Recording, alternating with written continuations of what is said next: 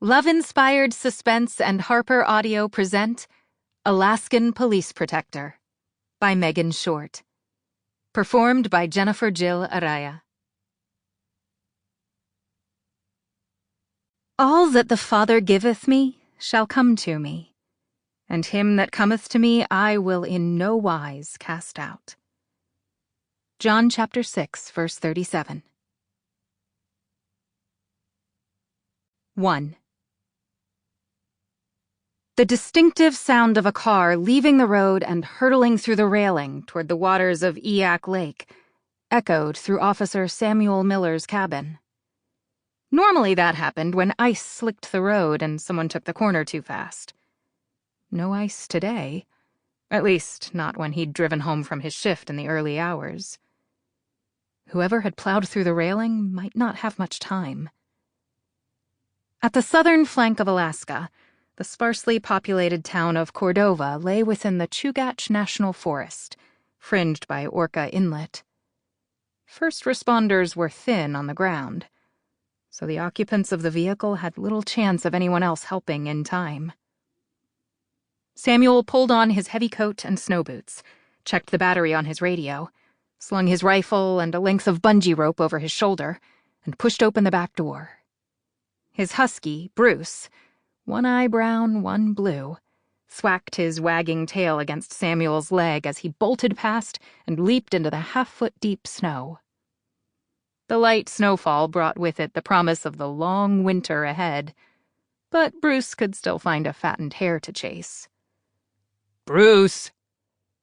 The puppy came to heel with a reluctant snuffle. The obedience had been hard-won, with Samuel having wrestled the 70-pound bundle of fur into submission until he'd accepted Samuel as the alpha. They raced through the fragrant yellow cedars toward the road, Bruce panting in anticipation at his heels. Samuel burst through the trees onto the asphalt and pulled to a halt. A silver minivan hung precariously over the edge of the road. The drop wasn't significant, but a long enough dip in the icy lake meant hypothermia. No skid marks, no smell of burnt rubber. What had happened? He reached for his radio. The volunteer fire department carried the right equipment to do an extraction. A child screamed, and adrenaline coursed through Samuel's veins. Children had even less of a chance in the icy conditions. He couldn't wait for backup. He had to get them out, now. Samuel clambered over the flattened safety rail and stood within a few feet of the vehicle. Any movement could dislodge the snow packed under the chassis. Help is here. Don't move. His breath puffed out in clouds when he spoke.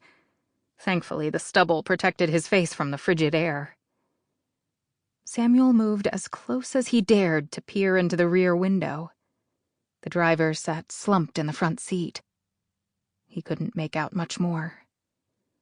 A little girl in a red bonnet continued to yell unintelligibly. She must be terrified. Hold on, I'll get you out. Thankfully, the minivan sported a tow ball, which should secure the vehicle until help arrived. He looped the bungee rope around and secured the other end to the base of the railing. The railing creaked when he tightened the knots. Might not hold for long, but it'd buy him some time. He stepped toward the side door and raised his voice. Can you unclip your seatbelt? Yes. The little girl's voice wobbled. Great. Unclip and come toward me nice and slow. The child's movement rocked the minivan, and Samuel's gut clenched. She whimpered. You're doing great. I'm going to open the door, and then you need to jump into my arms. Can you do that? Okay. A bravado entered her voice, and the wobble steadied. Tough kid. Samuel wrenched open the van door, and the girl tumbled into his arms, just in time. The movement caused the van to rock forward, and the barrier rasped and moaned. Aunt Rachel! The girl's eyes practically bulged. You have to save her! He lowered her to the ground. Sample complete. Ready to continue?